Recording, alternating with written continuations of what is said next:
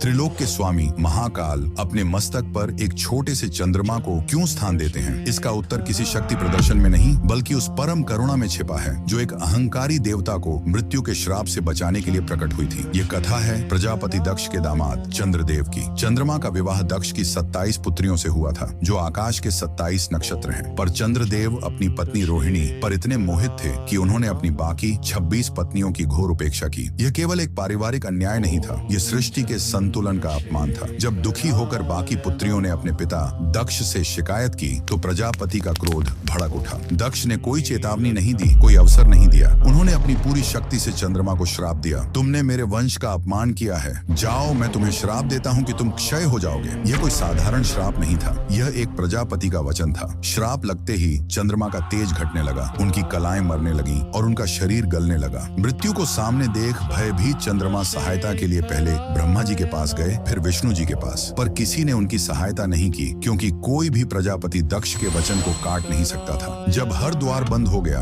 जब सृष्टि के रचयिता और पालक ने भी मुख फेर लिया, तब चंद्रमा ने वह किया जो हर असहाय जीव अंत में करता है। उन्होंने महादेव के चरणों में शरण ली। वे कैलाश पहुंचे और शिव के पैरों में गिरकर अपने प्राणों की भीख मांगने लगे। महादेव ने श्राप को देखा, चंद्रमा के पश्चाताप को देखा और सृष्टि के संतुलन को देखा। वे जानते थे कि श्राप को पूरी तरह समाप्त करना धर्म के विरुद्ध होगा, पर अपने शरणागत को मरने देना भी उनकी प्रकृति के विरुद्ध था। तब उन्होंने एक ऐसा मार्ग निकाला जो केवल महादेव ही निकाल सकते थे। उन्होंने चंद्रमा को उठाया और अपने शीश पर अपनी जटाओं में धारण कर लिया। शिव के शरीर का स्पर्श पाते ही चंद्रमा की मृत्यु रुक गई। महादेव ने श्राप का मान रखते हुए उसे संशोधित कर दिया और कहा, दक्ष का वचन व्यर्थ नहीं जाएगा। तुम 15 दिन क्षीण होगे, पर अगले 15 दिन मेरी ऊर्जा से तुम पुनः पूर्ण हो जाओगे। उसी दिन से कृष्ण पक्ष और शुक्ल पक्ष का चक्र आरंभ हुआ। वह अर्धचंद्र महादेव के मस्तक पर एक आभूषण नहीं बल्कि एक वचन है। यह वचन है कि जो कोई भी, चाहे वह कितना भी दोषी क्यों न हो, यदि सच्चे पश्चाताप के साथ उनकी शरण में आता है तो वे उसे मृत्यु के मुख से भी निकाल लाते हैं। वह चंद्रमा इस बात का प्रतीक है कि महादेव का दरबार न्याय का नहीं बल्कि करुणा का दरबार है। उस चंद्रशेखर के सम्मान में जो अपने भक्त के लिए श्राप को भी वरदान बना देते हैं, कमेंट्स में ओम चंद्रशेखर नमः अवश्य लिखें।